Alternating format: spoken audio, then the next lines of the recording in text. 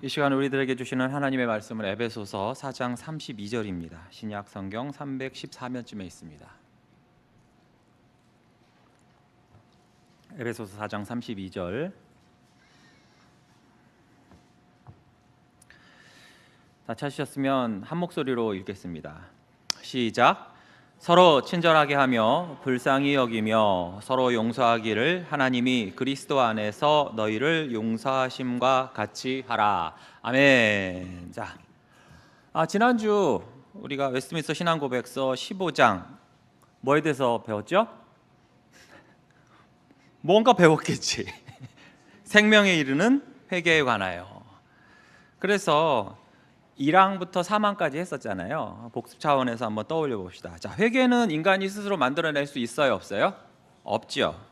하나님께서 복음 안에서 주시는 은혜라고 했습니다. 그래서 모든 복음 설교자는 믿음도 설교해야 되지만 반드시 뭐도? 회개도 전해야 된다고 했어요. 자, 참된 회개는 단순히 후회만 하고 뉘우치고 후후후 눈물 찔끔 흘리는 정도로 끝나는 게 아니라고 했죠.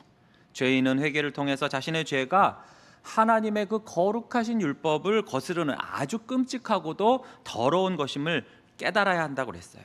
그런데 그 끔찍하고 더러움만 깨달으면 어떻게 되겠어요? 절망에만 빠지게 되겠죠. 그렇죠? 내가 이렇게 더럽구나, 내가 이렇게 죽일 놈이구나. 그런데 그와 동시에 어떻게 해요? 그리스도 안에 있는 하나님의 자비도 바라보게 된다고 했어요. 그리하여서 죄를 슬퍼하고 미워하며 하나님께 돌이키는 것, 그게 회개라고 했어요.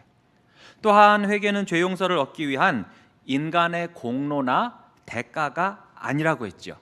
그러니까 우리가 눈물을 1리터를 흘려가지고 몸에다 고행을 해서 우리가 용서를 받은 게 아니라 어떻게 해요? 오직 그리스도의 은혜로 주어진다고 했어요.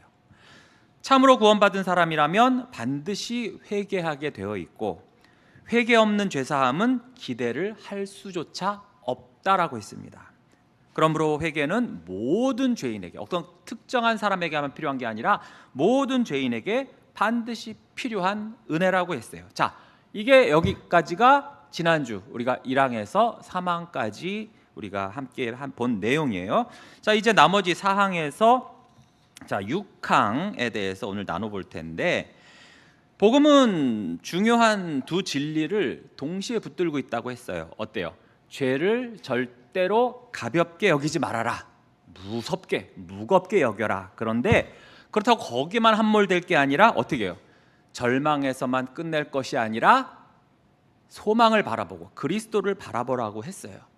그런데 여러분 어때요? 우리 인간들은 늘 뭘 좀 하려고 그러면 꼭 그렇게 극단적이야. 그렇지 않아요? 어디 한 곳에 좀 치우치기가 쉬워요. 뭘 하나 하면은. 그 전에 이보월 권사님한테 주스 좀 드릴까요? 했더니 목사님 조금만 주세요. 그래가지고 내하고 2방울을 드렸어요. 그랬더니 이런 인간이 다 있나, 이제 그런 눈빛. 이렇게 사람이 극단적이냐고.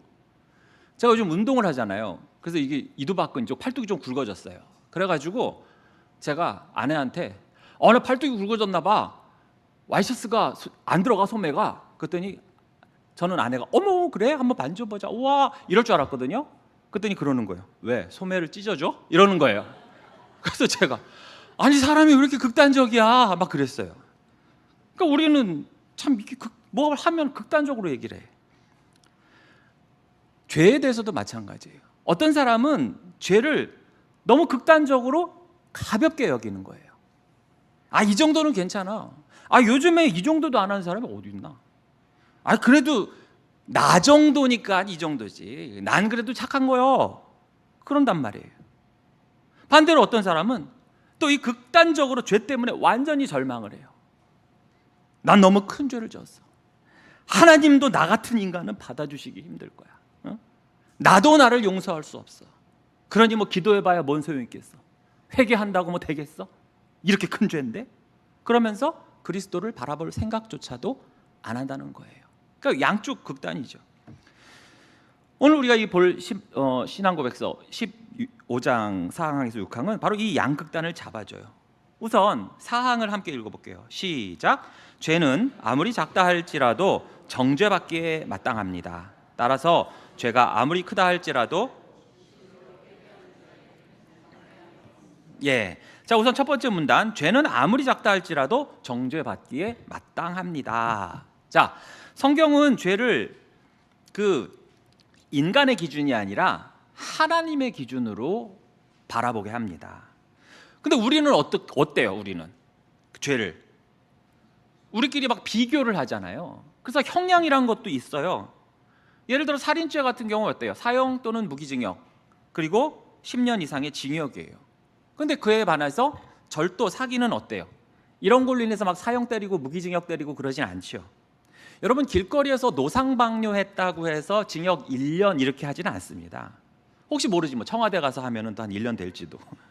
그런데 이처럼 어떤 게 더 큰 죄이고 어떤 게 작은 죄인지 어때요? 비교를 우리 나름대로 해요.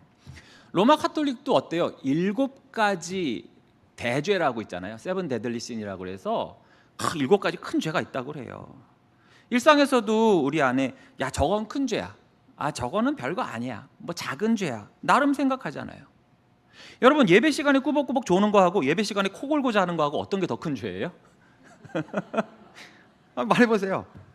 그럼 두 번째, 예배 시간에 지각하는 거하고 중간에 도망가는 거하고 어떤 게 더 큰 죄일까? 헷갈리죠?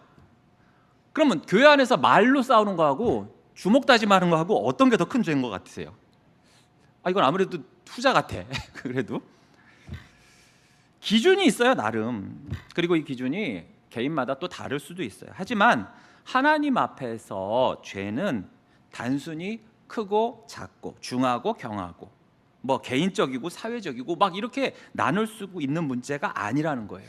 즉 뭐냐 하면 모든 죄는 크든 작든 뭐예요? 거룩하신 하나님을 거스르는 거예요. 야고보서 2장 10절입니다. 누구든지 온 율법을 지키다가 그 하나를 범하면 모두 범한 자가 되나니. 그러니까 큰 것을 범해도 다 범하는 거고 작은 것을 범한다 하더라도 다 범하는 거예요. 근데 이 말씀이 모든 죄가 다 똑같다라는 뜻은 아니겠죠. 그렇죠? 성경에도 분명 죄의 무게와 결과의 차이가 있음을 말해요. 그러나 아무리 우리 눈에 보기에 작아 보이는 죄일지라도 하나님 앞에서 다 죄다. 인간들은 작은 죄의 경우엔 뭐라 그래요? 야, 그 실수야. 남자가 그럴 수도 있지 하면서, 또는 대상에 따라 축소시키기도 해요. 예를 들어 어떤 거예요? 얘 촉법소년이에요 이러고. 요즘 뭐 참교육이라는 그 드라마가 있어서 아주 전 세계적으로 1위를 한다고 하는데 얼마나 속이 터지면 거기서 카타르시스를 느끼겠어요. 저도 그런 생각이에요. 촉법을 다 없애버리든가 아니면 부모가 책임을 지고 대신 감옥에 보내든가. 제가 대통령이 되면 그렇게 할 거예요. 뽑아주세요. 자, 어쨌든 하나님 앞에서는 다 죄예요. 여러분, 아담과 하와를 한번 생각해 보세요. 아담과 하와를 인간적으로 보면 어때요? 그들이 지은 죄가 뭐예요? 열매 하나 먹은 거잖아요. 열매 하나. 여러분들 고분다리 시장에서 사과 하나 먹었다고 그렇게 되겠어요? 좀 대충 봐주지, 그거 하나 먹었는데. 그러나 그것은 뭐예요? 열매 하나 먹은 정도가 아니라는 거예요. 하나님 말씀에 대한 불순종이고, 그리고 그 결과 어떻게 됐어요? 죄와 사망이 들어왔다니까요. 그러니까 처음 시작은 미약한 것처럼 별거 아닌 것처럼 보였지만 그 결과는 아주 창대가 아니라 아주 폭망을 해버린 거예요. 로마서 5장 12절입니다. 그러므로 한 사람으로 말미암아 죄가 세상에 들어오고 죄로 말미암아 사망이 들어왔나니. 이거 얼마나 심각해요. 이와 같이 모든 사람이 죄를 지었으므로 사망이 모든 사람에게 이르렀느니라. 다 죽게 됐다니까요. 그러나 우리는 흔히 일상에서 작은 죄를 방치하죠. 작은 교만, 작은 미움, 작은 거짓, 뭐 작은 음란한 생각, 작은 시기심, 그런 것들이 쌓이고 쌓여서 가랑비에 옷 젖는 줄 모르다가 결국엔 마음을 점점 굳어지게 만든단 말이에요. 아가서 2장 15절은 말합니다. 우리를 위하여 여우 곧 포도원을 허는 작은 여우를 잡으라. 우리의 포도원에 꽃이 피었음이라. 여러분, 여우 보셨어요? 네. 집에도 있죠. 이렇게 목에 다는 거 이렇게 겨울에. 실제로 여우 생각보다 되게 작습니다. 굉장히 작아요. 고양이보다 좀 큰 정도? 그러니까 사자나 코끼리만큼 큰 게 아니에요. 근데 걔들이 울타리나 돌담 헐어봐야 뭐 얼마나 헐겠나. 그래서 느헤미야서에도 보면 암몬 사람 도비아가 느헤미야가 건축하던 성벽 보면서 뭐라고 비웃었어요? 저들이 건축하는 돌성벽은 여우가 올라가도 무너지리라. 즉 이 말은 뒤집어 말하면 여우 별거 아닌 거잖아요. 그런 건데도 무너질 거. 코끼리가 넘어가면 무너질까? 이러면 당연하지 그럴 텐데 여우가 넘어가도 무너질 거야. 그 정도로 여우 별거 아니었다는 거예요. 그런데 그 여우를 계속 허용하면 어떻게 된다는 거예요? 결국엔 얘들이 포도원을 다 망쳐버린다는 거예요. 작은 죄를 가볍게 여기면 결국 영혼 전체를 병들게 하죠. 그래서 참된 성도는 죄를 결코 작게 여기지 않는다는 거예요. 다윗은 시편 139편 23절 24절에서 이렇게 기도했죠. 하나님이여 나를 살피사 내 마음을 아시며 나를 시험하사 내 뜻을 아옵소서. 내게 무슨 악한 행위가 있나 보시고 나를 영원한 길로 인도하소서. 즉 큰 죄만이 아니라 작은 죄까지도 하나님 앞에서 살피며 회개하기를 다윗은 원했다는 거예요. 이어서 볼까요? 따라서 죄가 아무리 크다 할지라도 진실로 회개하는 자에게는 정죄함이 없습니다. 자, 여기서 놀라운 복음의 문이 열리고 있는 거예요. 앞에선 작은 죄도 마땅히 정죄받아야 한다고 했죠. 그런데 이제는 반대예요. 그 죄가 아무리 크다 할지라도 라고 말하죠. 왜 이런 표현을 했을까요? 어떤 사람들은 자신의 죄가 너무나 커서 분명히 하나님은 용서하지 않으실 거라고, 그래서 나는 용서받을 수 없을 거라고 생각하기 때문에 그래요. 나는 너무 오래 죄 가운데 살았었어. 나는 너무 하나님의 말씀을 많이 거역했어. 나는 돌이킬 수 없는 죄를 졌어. 혹시 여러분 자녀들 중에서 그들이 어렸을 적에 좀 뭘 잘못해가지고 난 용서받을 수가 없어 해서 애들 혹시 가출한 적 있어요? 없어요? 다행이네. 제가 초등학교 3학년 때인가? 네, 가출한 건 아니고 시험을 진짜 못 봤어요. 진짜 못 봤어요. 초등학교 3학년 때인가 그때. 근데 내가 생각해도 너무 못 본 거야. 그래서 내가 내 자신이 용서가 안 되는 거예요. 그래서 집에 가면 엄마 아빠 볼 면목도 없고, 집에 갔는데 마침 아무도 없는 거예요. 그래갖고 내가 살아서 뭐하나 이런 놈이. 그래가지고 과도를 이렇게 들고서 무릎을 찌를까? 배를 찌를까? 몇 번을 그랬어요. 이제 나 같은 놈이 살아서 뭐야 이러면서. 그러니까 제가 뭐 이렇게 원하던 대로 뜻대로 안 되면 확 돌아버리는 게 있는데 어릴 적부터 그랬나 봐요. 이제 그래서 어디를 찌를까 막 그러다가 마침 텔레비전 만화하는 시간이 돼가지고 그거 보다가 까먹었어요. 이제 어린 놈이 참 한심했죠. 근데 그런 생각을 커서도 우리들이 한단 말이에요. 나 같은 놈이 살아서 뭐하나? 난 이미 글렀어. 내 죄는 정말 용서 안 돼. 물론 여러분들 각자도 나름대로 용서 못할 죄들이 있으실 거예요. 저는 개인적으로 제 나름대로 정말 용서 안 되는 항목이 있어요. 학폭, 학교폭력하고 가폭, 가정폭력하고 아학, 아동학대. 난 이 세 개는 아직은 어떻게 안 되더라고. 앞으로도 용서가 될지 모르겠어요. 그러니까 특히 자신이 인정도 안 하고 회개도 안 하고 용서도 빌지 않고 그러면 진짜 얘들은 제가 싫어요. 답이 안 나와요, 애들은. 그런데 성경은 하나님의 은혜가 죄보다 더 크다고 말씀하십니다. 이사야 1장 18절이에요. 여호와께서 말씀하시되 오라 우리가 서로 변론하자.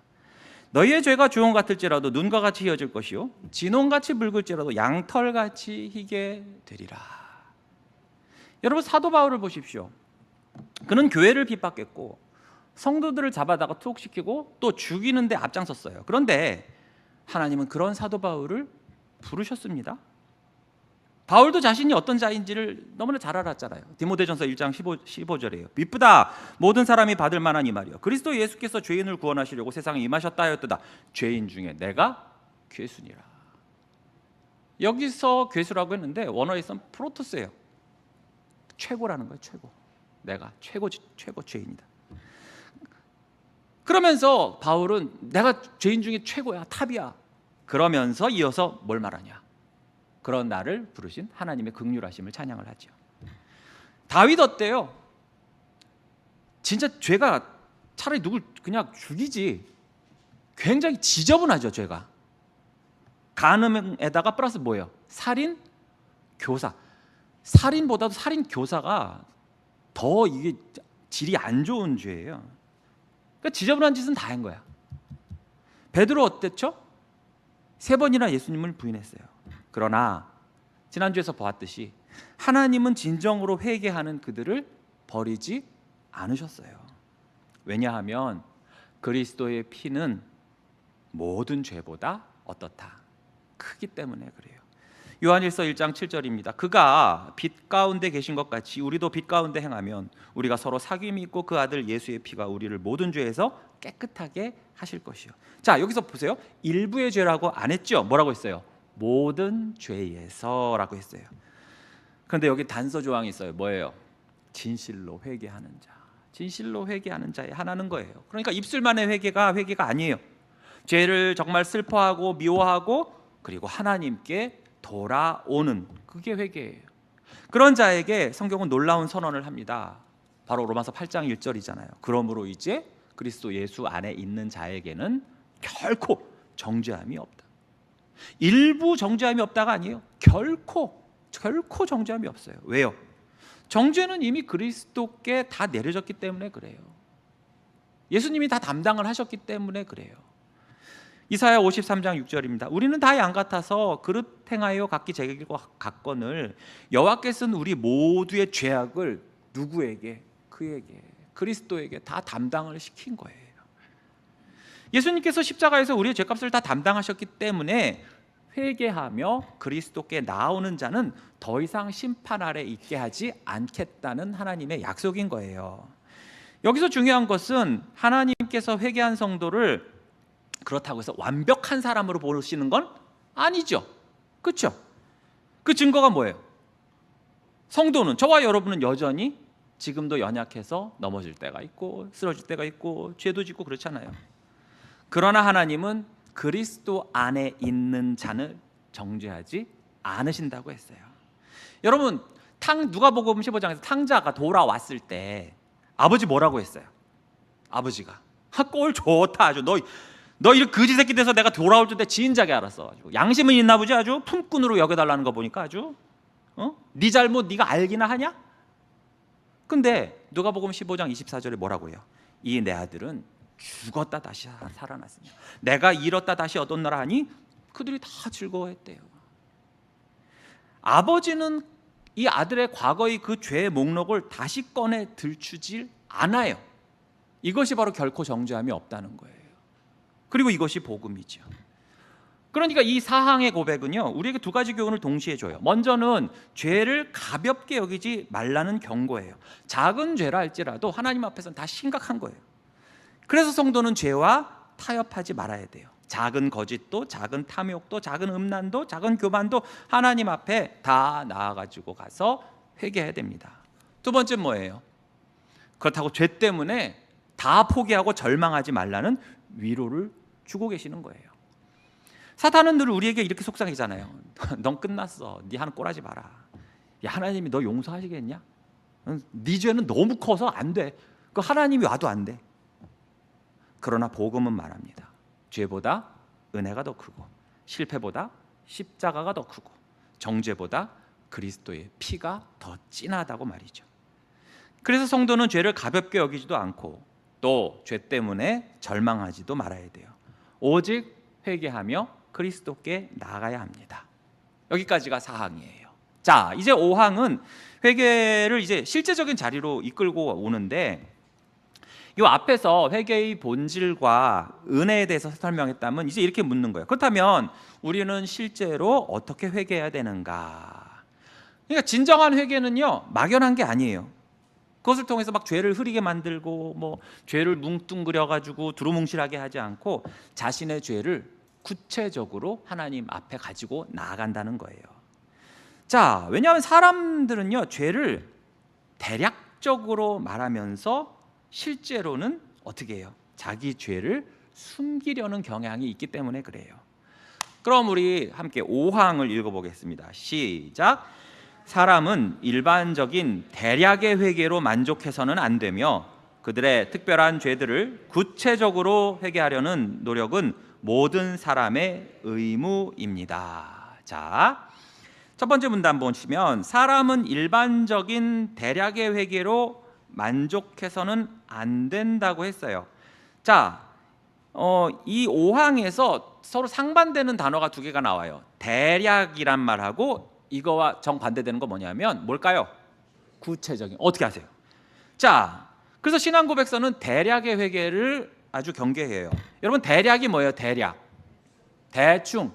뭐냐면 큰 줄기만 가지고 그냥 요약하는 거. 원래 사전적 의미는 그거예요. 그냥 줄기만 대충 요약하고 많은 거. 그러니까 세세한 거, 곁가지나 뭐 이런 거 그런 것들을 다 무시하고 그냥 큰 것만 놓고 보는 거예요. 그래서 우리는 종종 여러분들 기도할 때 나름 회개 기도할 때 어떻게 해요? 하나님 죄송합니다. 주여 용서해 주세요. 제가 죄인입니다. 제가 부족했습니다. 물론 이런 기도 자체가 나쁜 건 아니에요. 잘못된 거 아니에요. 근데 뭐가 문제예요? 뭘 잘못했는데 그게 빠져 있어요. 무조건 주여 용서하여 주시옵소서. 주여 1시간 동안 주여. 요즘 남녀 커플들이 실제로 싸우는 내용인데요. 뭐 여러분 여기 계신 부부들도 아마 이렇게 싸우셨을 거예요. 남자가 말해요. 왜 그래? 왜 이렇게 화났어? 내가 뭐 어쨌다고? 내가 뭘 어쨌는데? 그러니까 뭐래요? 지금 그런 말이 나와? 여자가 그래. 지금 그런 말이 나와? 미안해. 뭐가 미안한데? 모르겠어. 모르면서 미안해? 잘못했어. 뭘 잘못했는데? 그냥 뭘 잘못했냐고. 아니 모르겠다고. 이젠 화를 내네. 적반하장이네. 미안해. 그러니까 뭐가 미안하냐고. 그냥 내 존재 자체가 미안해. 지금 나랑 장난해? 아니 그런 게 아니라고 했잖아. 또 화내네? 미안해. 그럼 미안할 짓을 하지 마. 그리고 마음에 없는 그 미안하단 말 좀 하지 마. 그랬더니 남자가 뭐라고 했는지 아십니까? 미안하단 말 하지 말라니까. 스미마생 그랬대. 뭘 잘못했는지 정확히 언급하지 않고 무조건 잘못했습니다. 불쌍히 여겨주세요. 이러고 끝나면 된다 안 된다? 안 된다는 거예요. 우리 그런데 얘기도 하죠. 하나님은 전지하신 분이시잖아요. 모든 걸 다 아시는 분이시니까 내가 개떡같이 말해도 성령께서는 찰떡같이 알아들으시지 않을까요? 여러분 그 말이 아니에요. 인간이 죄를 뭉뚱그려서 말하는 것은 어떤 의도가 깔려 있는지 아십니까? 자기의 죄를 피하려는 마음이 깔려 있는 거예요. 제가 아주 싫어하는 말 중에 하나가 뭐냐면 사회적으로 이슈가 될 만한 사건들이 생기잖아요. 그러면 소위 전문가라는 사람들, 뭐 TV 패널이라는 사람들 나와가지고 하나같이 뭐라고 그러냐면 이건 이 사회 전체의 문제라고, 우리 모두가 해결해야 할 일이라고, 우리 모두가 고민을 해야 할 일이라고. 여러분 들어보셨죠? 하나같이 그래요. 어떤 걸 제시를 안 하고 이건 우리 모두가 고민해야 할 일입니다. 여러분 이 뜻 뭐예요? 해결 안 하겠다는 소리예요. 이거 난 안 할 테니까 누군가는 좀 하라는 거예요. 감추고 정당하고 합리화하고 숨긴 채 그저 저는 죄인입니다. 절대로 어떤 죄인이라고 얘기를 하지 않아요. 용서해 주세요 하면서 뭘 용서해 달라고 하지 않아요. 옛날 사도들 뭐라고 그랬어요? 네 죄를 네가 알렸다. 내가 정확히 고백한다는 것은 뭐예요? 내 죄를 내가 알고 인정하고 슬퍼하고 다시는 그 죄를 안 짓겠다고 약속하는 거예요. 이처럼 참된 회개는 죄를 흐릿하게 만들지 않습니다. 시편 51편 3절에서 다윗은 이렇게 말합니다. 무릇 나는 내 죄가를 아오니. 안 되잖아요. 내 죄가 항상 내 앞에 있나이다. 그러니까 다윗은 자기 죄를 대략적으로 말하지 않았어요. 그는 자신의 죄를 분명히 안다고 했습니다. 그리고 그 아는 것을 하나님한테 고백하는 거예요. 이처럼 참된 회개는 자기 죄를 직면하는 거예요. 구체적으로.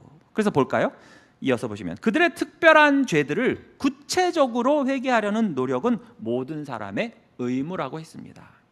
우선 특별한 죄들이 나왔어요. 이건 뭐냐 하면 각 사람이 실제로 범한 구체적인 죄를 말하는 거예요. 왜 이것이 중요합니까? 사실 우리 각자의 죄들은 다 각각 개인적이기 때문에 그래요. 무슨 뜻이냐면 여러분, 사람마다 반복적으로 짓거나 반복적으로 넘어지는 죄가요, 각각 같아요? 획일적으로 똑같아요? 달라요? 달라요. 어떤 사람은 분노가 좀 많이 일어. 그래서 딱 하면 욱하고 사고 쳐. 어떤 사람은 음란. 어떤 사람도 욕심이 또 그렇게 많아. 아주 그냥 어디 식당 가면 아주 그냥 식탐이 많아가지고 얼마나 먹어야 되는지 몰라. 어떤 사람은 시기에 뭐 좀만 막 하면 눈이 그냥 아주 이래가지고 보면서 그렇게 시기 질투해. 어떤 사람은 그렇게 게을러. 아주 그냥 돼지가 친구하자고 게을러 터졌어. 아주 그냥. 또 어떤 사람은 뭘 하면 그냥 목에다가 기부스하면서 얼마나 교만한지 몰라. 한마디로 개개인마다 쉽게 넘어지는, 반복되는 그런 특수한 죄들이 있단 말이에요. 그 뜻이에요. 여러분도 사실 보세요. 여러분들 일상을 보세요. 매일매일 아주 새로운 죄, 무슨 신상 출시되는 죄처럼 아주 버라이어티하게 아주 뷔페식으로 짓습니까? 여러분, 죄를? 오늘은 이거 졌고 내일은 내가 전혀 짓지 않은 이 죄를 한번 져봐야지, 그렇게 짓습니까? 아니면 어떤 특정한 죄를 반복해서 지십니까? 아, 죄를 다 안 짓는구나. 아이고, 다 의인 앞에서 내가 딴소리를 해버렸네. 내가 어때요? 반복해서 져요. 왜냐하면 거기 자기 성향도 들어가고 기질이 들어가기 때문에 그래요. 그래서 회개는 각 사람마다 어떻게 하라는 거예요? 구체적으로 하라는 거예요. 다윗은 시편 139편 23절 24절에서 이렇게 기도했어요. 하나님이여, 나를 살피사 내 마음을 아시며 나를 시험하사 내 뜻을 아옵소서. 내게 무슨 악한 행위가 있나 보시고 나를 영원한 길로 인도하옵소서. 이것이 바로 신자의 태도예요. 주님, 그냥 저는 죄인입니다. 이게 아니라 내 안에 시기를 보게 하시고, 내 안에 분노를 보게 하시고, 내 안에 탐욕을 보게 하시고, 내가 붙들고 절대로 놓지 않고 있는 이 죄를, 그래서 반복하고 있는 이 죄를 드러내 주시고, 이것을 내가 내 눈으로 보고 내가 하나님한테 입술로 고백하게 하시고 회개하게 하옵소서, 그렇게 간구하라는 거예요. 그러니까 성령께서는 이렇게 우리 안의 죄를 구체적으로 드러내시거든요. 요한복음 16장 8절에 보시면 그가 와서 죄에 대하여, 의에 대하여, 심판에 대하여 세상을 책망하시리라. 여기서 그가 누구예요? 성령님이거든요. 성령님이 우리의 죄를 드러내게 하신다는 거예요. 구체적으로 회개하는 노력이 나왔죠. 노력. 왜 노력이란 말을 썼냐? 왜냐하면 죄를 구체적으로 회개한다는 것이 쉬울까요? 어려울까요? 어렵죠. 어려워요. 그 끄집어낸다는 게 여러분 쉬워요? 내 입 바깥으로 꺼낸다는 게 쉬운 것 같으세요? 자동방으로 이루어지는 게 아니에요. 가만히 있으면 나오는 게 아니란 말이에요. 왜? 우리의 본성을 거슬러거든요. 우리 마음은 어때요? 본능적으로 죄를 어떻게 해요? 숨기려고 한단 말이에요. 모른 척하려고 해요. 또 말하기가 부끄러워.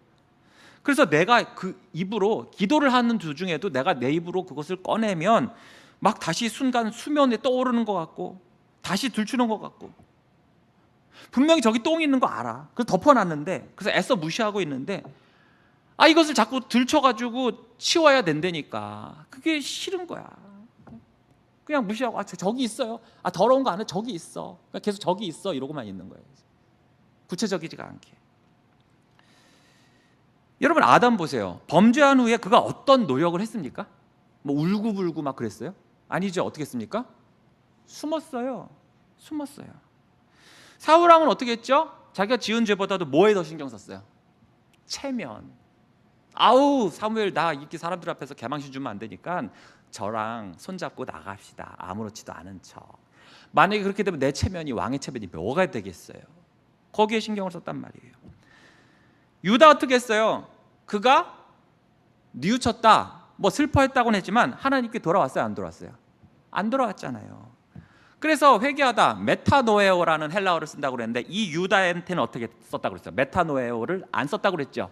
메타 멜로마이로 그냥 끝나고 말았다고 그랬어요. 그냥 슬퍼하고 마는 걸로. 이처럼 인간은 죄를 인정하기보다는 어떻게 해요? 어떻게든 변명하려고 하죠. 상황이 그랬어요. 저 사람이 먼저 그랬어요. 나만 그런 게 아니에요. 어쩔 수 없었어요. 그러나 참된 회개는 자기 죄를 정직하게 인정합니다. 잠언 28장 13절이에요. 자기의 죄를 숨기는 자는 형통하지 못하나 그러나 죄를 자복하고 버리는 자는 불쌍히 여김을 받으리라. 자, 여기서 중요한 것은 뭐예요? 숨기지 않는 거예요. 그러니까 회개는 죄를 덮는 것이 아니라 하나님 앞에서 드러내는 거죠. 근데 사실 이 과정이 매우 아프죠. 이 회개는 단순히 행동만이 아니라 뭐예요? 회개를 하다 보면 내 마음의 근본적인 우상까지도 드러내요. 그러니까 어떤 죄 근본, 그 구체적인 죄도 드러나지만 그 깊은 뿌리까지 드러나게 해요. 예를 들어서 분노 뒤에는 뭐가 있어요? 교만이 있을 수 있어요. 탐욕 뒤에는 뭐가 있어요? 하나님보다 다른 그 어떤 거를 더 의지하려는 마음이 있을 수 있고, 또 사람을 두려워하고 사람 눈치 보는 마음 뒤에는 뭐예요?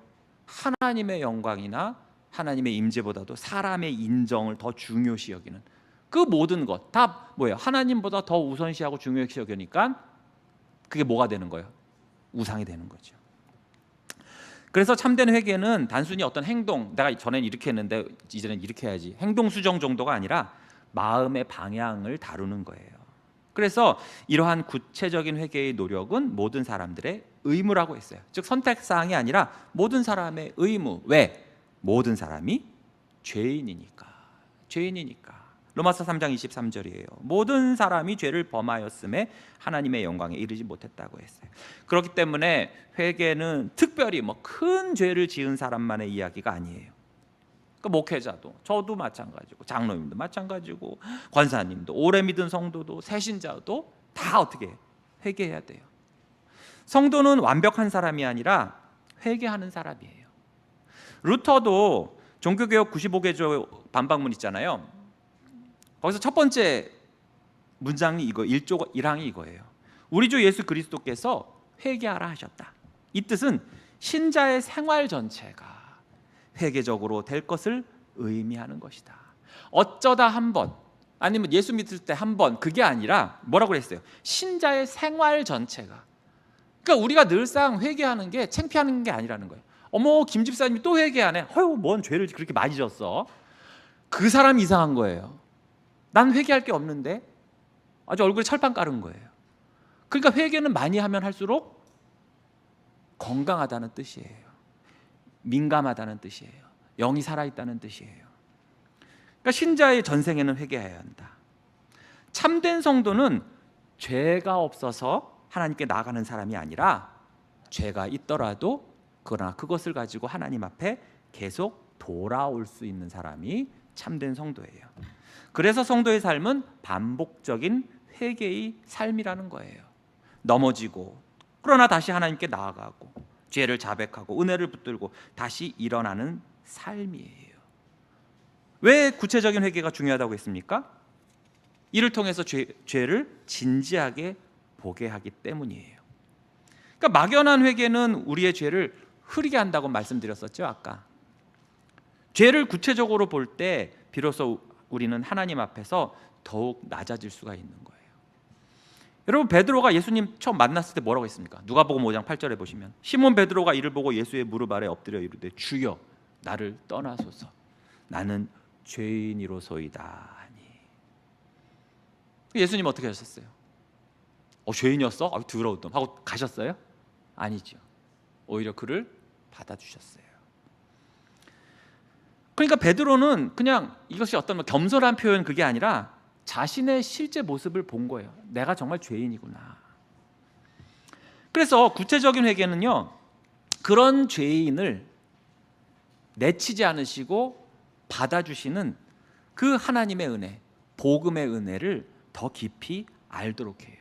그러니까 회개를 계속 전심으로 진심으로 하나님 앞에 하면 할수록 하나님의 은혜가 점점 커지는 거예요. 그 자기 죄를 깊이 본 사람은 십자가의 은혜도 깊이 압니다. 그래서 바울은 자신을 죄인 중에 괴수라고 불렀던 거예요. 그래서 그는 십자가의 은혜를 얼마나 로마서나 다른 서신서에 보면 얼마나 그 은혜를 찬양합니까? 그렇죠? 그러니까 죄를 얕게 보는 사람은 어떨까요? 은혜도 무겁게 볼까요? 얕게 볼까요? 얕게 봐요. 당연한 거죠. 여러분도 생각해 보세요. 타이레놀 하나 먹고 병 나은 사람하고 12시간 대수술하고 나은 사람하고 어떤 게 더 위중한 병인지 스스로 알 거 아니에요. 그렇죠? 마찬가지예요. 구체적인 회개는 이것을 통해서 우리의 삶에서 반드시 변화로 이어지게 돼 있어요. 여러분 삭개오 아시죠? 네. 삭개오 어떻게 했어요? 회개합니다. 죄송합니다. 아이고 제가 철이 없었습니다. 제가 돈독이 올랐나 보죠. 그러고 끝나지 않았어요. 어떻게 했죠? 속에서 빼앗은 거 4배를 갚았어요. 그리고 그의 삶의 방향을 전면 수정했지요. 세리요한이 이렇게 말했잖아요. 마태복음 3장 8절에 그러므로 회개에 합당한 열매를 맺고, 즉 참된 회개는 반드시 뭘로 이어진다? 삶의 열매로 이어진다는 거예요. 15장 5항이 말하는 핵심은 참된 회개는 결코 막연하거나 두리뭉실하지 않다는 것. 죄를 구체적으로 보고 하나님 앞에 그 죄를 정직하게 인정하고 자백하고, 그러면서 그 죄를 미워하고 하나님께 돌이키기 힘쓰는 것, 노력하는 것이라고 했어요. 그리고 그렇게 자기 죄를 가지고 하나님께 나아가는 사람은 결국 더 깊이 복음을 알게 된다고 했죠. 구체적인 죄보다도 더 크신 그리스도의 은혜를 발견하게 되기 때문이에요. 그러니까 여러분, 이게 구원파하고 얼마나 이게 차이가 나는지 아시겠죠? 우리는 회개하는 삶이 회개해야 된다는데 저들은 회개할 필요 없다고 그러잖아요. 그러니까 여기서부터 벌써 저들이 얼마나 잘못된 가르침을, 성경에 반하는 그 가르침을, 이제 거짓 진리를 퍼뜨리는지 아실 거예요. 자, 이제 5항 마치고 6항에서는 회개가 단지 마음속에 있는 감정으로 끝나는 것이 아니라 실제적인 고백과 그리고 관계의 회복으로까지 이어져야 함을 말합니다. 그러니까 참된 회개는요 3가지 방향으로 나타나거든요. 그러니까 하나님 앞에서의 고백, 그렇죠? 하나님과 나 사이에. 그리고 어떻게 해요? 그 다음에 죄를 완전히 떨쳐버리는 거. 그리고 죄를 짓는 게 우선 하나님과의 하나님 앞에 하나님께 죄를 짓는 거기 때문에 하나님과의 관계도 있지만 우리의 죄가 누구한테 영향을 끼쳐요? 사람한테 영향을 끼칠 거 아니에요. 사람한테. 그래서 하나님과의 관계만이 아니라 사람과의 관계 속에서도 회개의 열매가 드러나야 된다. 즉 공동체 안에서의 이 회개에 대해서 이제 다루기도 합니다. 그럼 6항 함께 읽어볼게요. 시작. 모든 사람은 하나님께 자신의 죄를 개인적으로 고백하고 죄의 용서를 위해 기도해야만 합니다. 그는 자비를 얻게 될 것입니다. 이와 마찬가지로 그의 형제나 그리스도의 교회에 해를 끼친 사람은 반드시 자신의 죄를 개인적이며 공적으로 고백해야 하며 그 죄를 슬퍼하고 자신의 죄를 저지른 대상에게 회개를 분명히 나타내야 하며 그들은 그와 화해해야 하며 사랑으로 그를 받아들여야 합니다. 구분되세요? 지금 여기서 대상들이 될 리가 없지요. 그래서 제가 차례대로 이제 보여드릴게요. 첫 번째 문단. 모든 사람은 하나님께 자신의 죄를 개인적으로 고백하고 죄 용서를 위해 기도해야만 합니다. 자, 이거 다 아시겠죠? 참된 회개는 반드시 하나님 앞에 나아가게 돼 있어요. 단순히 그냥 마음속으로 아우 괴로워, 아우 슬퍼, 아우 괜히 그랬어 이러는 게 아니에요. 하나님께 죄를 고백해요. 그러니까 성경에서 고백은 단순히 그냥 나 실수했네, 내 실수야, 그냥 인정 정도가 아니에요. 하나님의 말씀이 옳은데 내가 그것을 지키지 못했네, 그거 인정하고, 그리고 내 죄를 계속해서 숨기는 것이 아니라 드러내고, 그리하여 하나님 앞에 정직하게 서는 거예요. 시편 32편 5절에서 다윗은 이렇게 말하죠. 내가 이르기를 내 허물을 여호와께 자복하리라 하고 주께 내 죄를 아뢰고 내 죄악을 숨기지 아니하였더니, 그 다음에 뭐예요? 곧 주께서 내 죄악을 사하셨나이다. 그러니까 다윗은 죄를 숨기지 않았어요. 앞에서도 말씀드렸지만 우리 인간은 본능적으로 어때요? 죄를 감추려고 하잖아요. 감추려고 해요. 여러분들 자녀들도 어렸을 적에 얘 뭐 하다가 갑자기 엄마가 쑥 들어가가지고 너 뭐 했어? 그러면 어떻게 해요? 내 소희는 어머니 지갑에서 돈을 훔쳤습니다 이렇게 말해요? 아무것도 안 했는데? 아무것도 안 했는데? 그러잖아요. 감춰요, 어릴 적부터. 이게 인간의 본성이에요, 인간의 본성. 그러니까 변명하고 포장하고 남 탓하고 합리화해요. 그러나 참된 회개는 하나님 앞에서 숨지 않습니다. 창세기 3장에서 보시면 아담 어떻게 했어요? 숨었죠. 그러나 다윗은 어떻게 했어요? 하나님 앞으로 나왔잖아요. 요한일서 1장 9절은 이렇게 약속합니다. 만일 우리가 우리 죄를 자백하면 그는 미쁘시고 의로우사 우리 죄를 사하시며 우리를 모든 불의에서 깨끗하게 하실 것이요. 자, 여기서 중요한 것은 내가 죄를 고백하는 것이 하나님께 어떤 정보를 드리는 것이 아니라는 거예요. 하나님은 다 내가 죄를 고백하지 않으면 하나님 몰라요? 네, 하나님은 이미 다 아세요. 아시죠? 하나님이 야 네가 말을 안 해서 내가 네 죄가 뭔지 몰라 이러시지 않단 말이에요. 하지만 이 고백 자체가 뭐예요? 내가 하나님 앞에 정직하게 서겠다라는 뜻이잖아요. 그리고 이 신앙 고백서는 이 죄 용서를 위해서 기도해야만 합니다라고 했죠. 왜냐하면 참된 회개는 단순히 나 죄책감 느껴 여기서 끝나는 게 아니라 하나님 저를 좀 용서해 주세요 하고 붙잡아야 돼요. 갈망해야 돼요. 뭐 이 정도 얘기했으면 하나님 알아서 뭐 용서해 주시겠지 이게 아니라 어떻게 해요? 진짜 바지가락이 잡는 심정으로 그걸 뭐라고 표현하냐면 기도로 표현한 거예요. 죄 용서를 위해서 기도해야 한다고 했어요. 그래서 세리 보세요. 세리. 여러분 누가복음 18장에 보시면 바리새인과 세리의 기도라고 했지만 사실 그 바리새인이 한 내용이 말한 내용이 기도 같으세요? 여러분 그걸 기도라고 할 수 있을까요?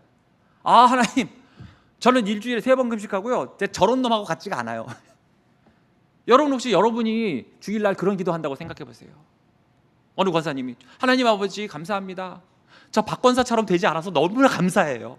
저는 어제 헌금 20만 원 했고요 제가 그저께 금식을 2번 했어요. 여러분 그걸 누가 기도라고 합니까?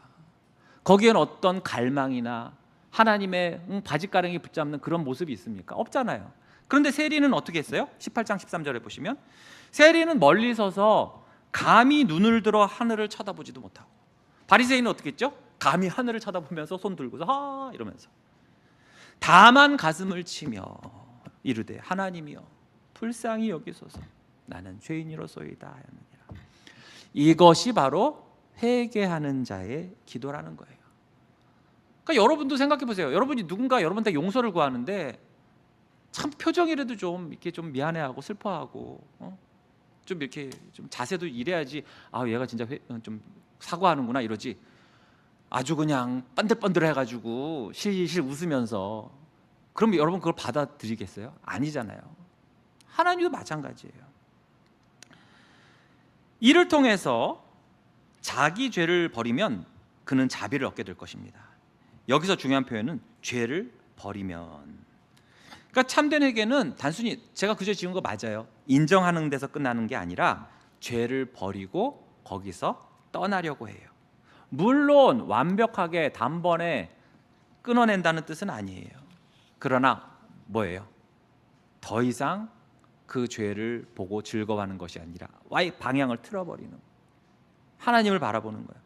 예전에는 죄를 붙들고 살았다면 이제는 그 죄를 미워하고 싸우기 시작하는 거예요. 잠언 28장 13절에 보시면 자기 죄를 숨기는 자는 형통하지 못하나 죄를 자복하고 버리는 자는 불쌍히 여김을 받으리라. 그러니까 자복하는 데서 그쳐서는 안 되고 어디까지? 버리는 데까지 이어져야 된다는 거예요. 그러니까 여전히 미움을 버리지 않고 미움을 품고서 저 미워했습니다 용서해 주세요. 실제 용서하려고 거짓말을 하던 사람은 어떻게 해요?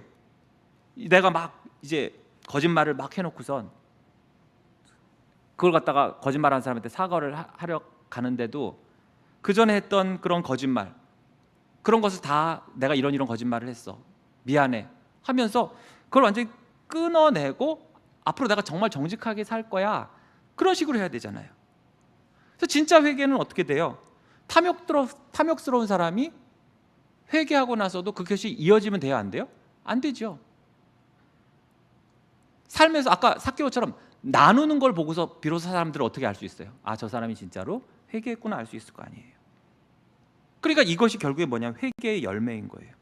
그리고 그 모습에서 하나님은 또한 자비를 베풀어 주신다는 거예요.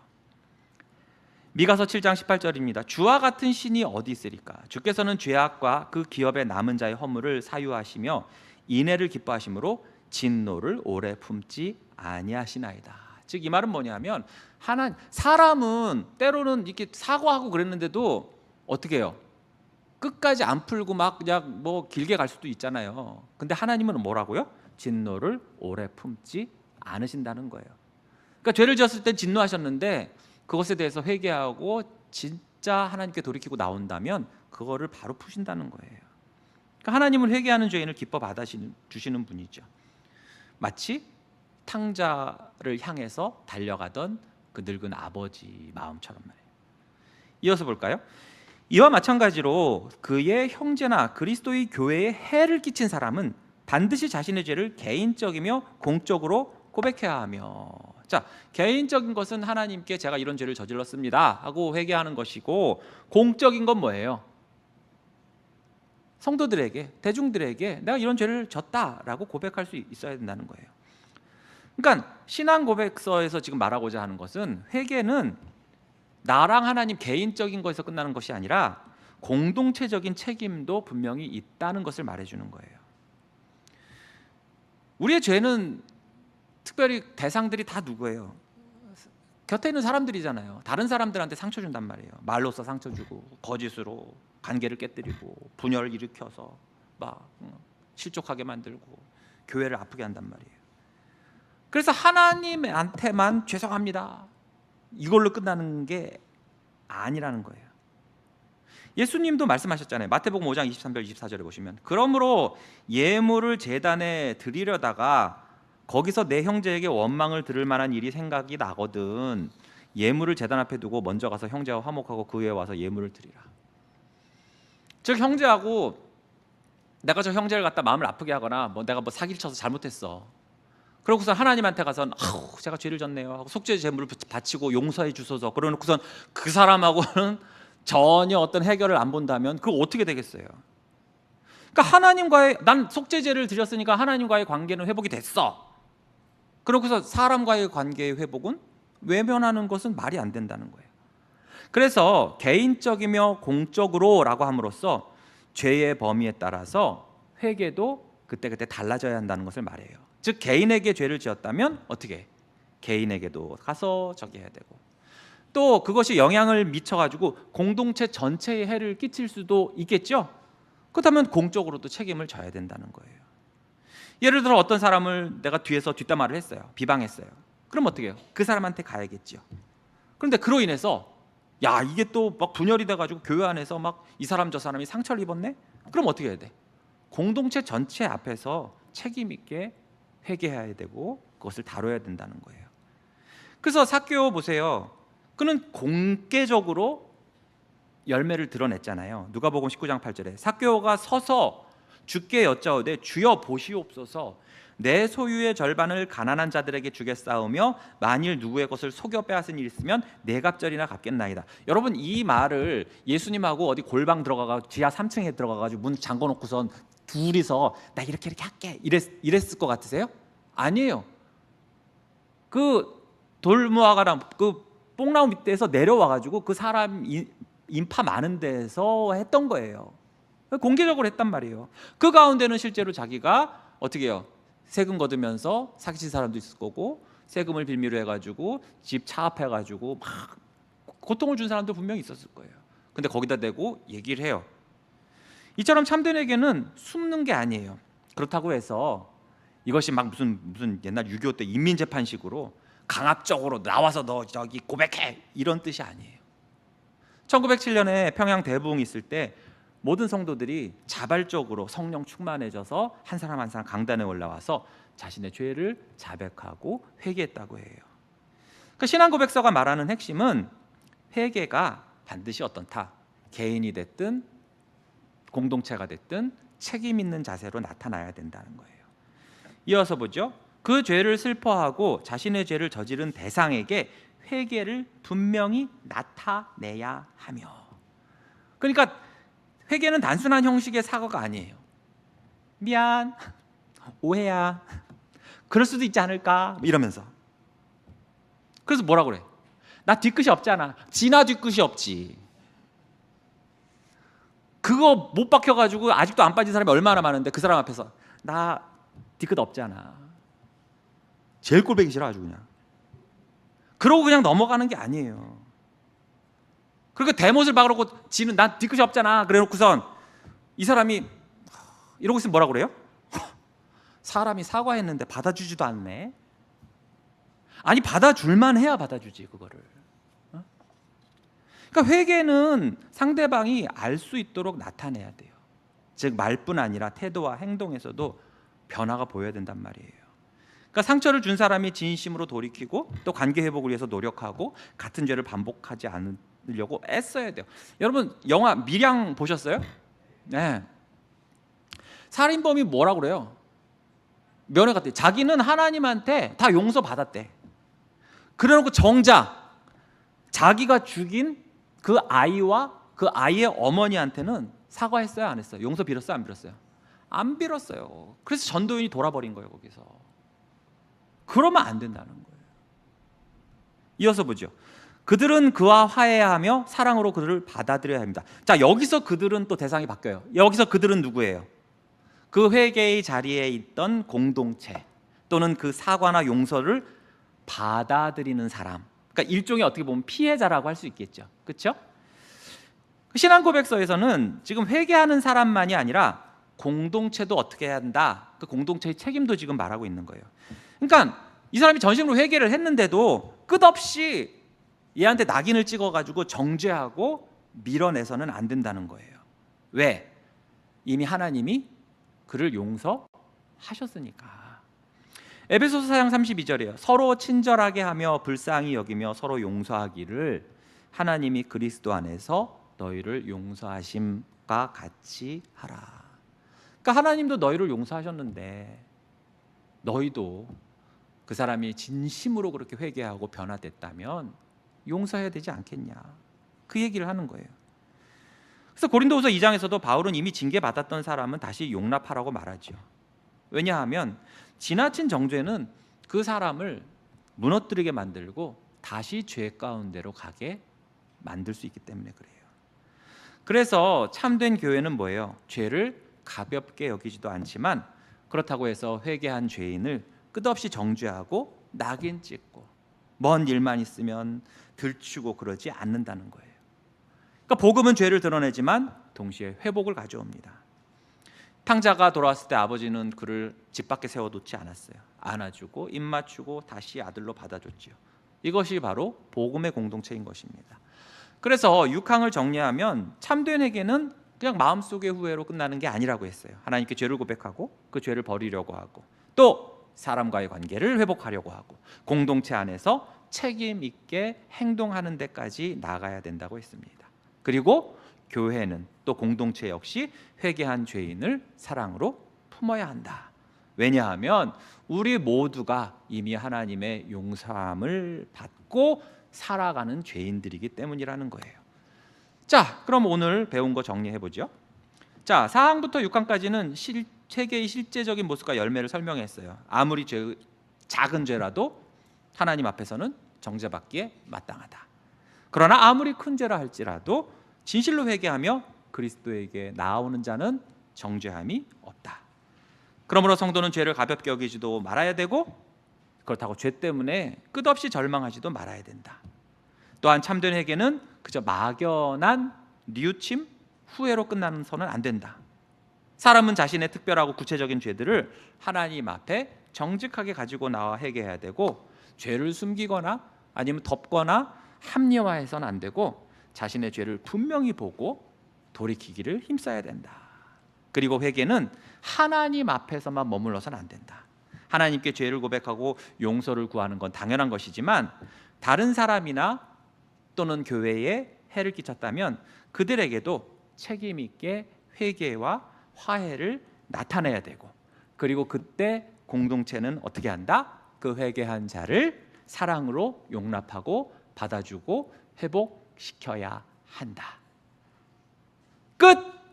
기도하겠습니다.